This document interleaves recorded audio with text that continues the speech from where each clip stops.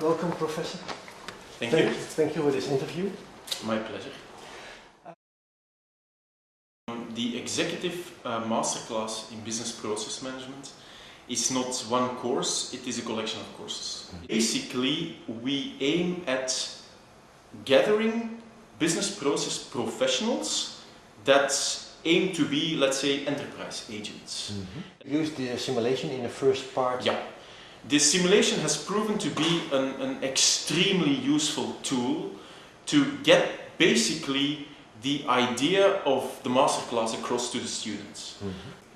And the game basically allows us to illustrate, not least, the richness of the concept of business process management, focusing on the really operational notion of work.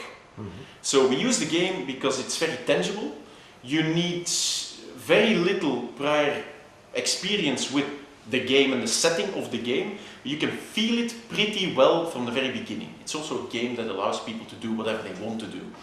And especially for people that think that they know what process management is, it's quite an intriguing experiment. Now, at the end of the experiment, what definitely comes out is first, and that's an observation I make, and I sometimes jokingly refer to it at the end of the first course session.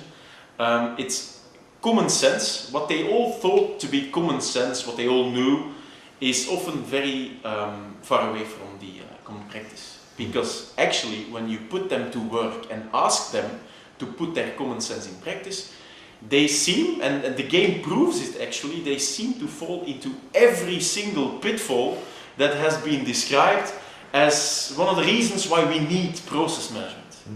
So that's one of the reasons why I love this game, basically. It's one of the best games I've ever run, and I've done a couple of games on service management, IT service management more specifically. They are surprised of the mistakes they make, which is great, of course.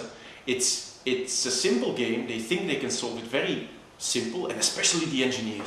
Especially the engineers in the audience, they think they can solve everything with a formula. And formulas are part of the game, that's for sure. Especially working with numbers is an important aspect of process management, but it's definitely not everything.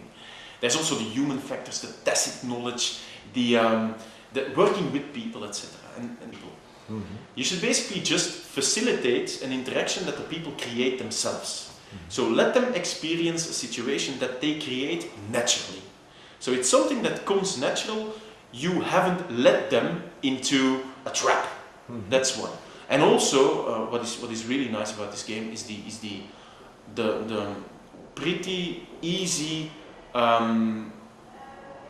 way of introducing the game, the easy way of explaining what this game is about, the setting of the game, and the need for the absence for little introduction.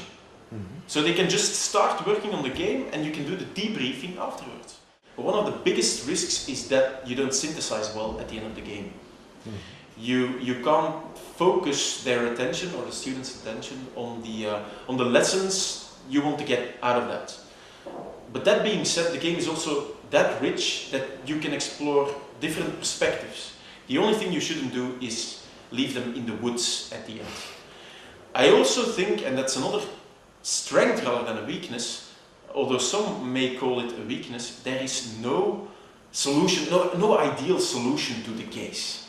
And you shouldn't give in to participants asking for a solution. Again, it may be very reductionist rather than helping them out in understanding the complexity of the notion of business process management. So again, I'm a big fan rather than anything else.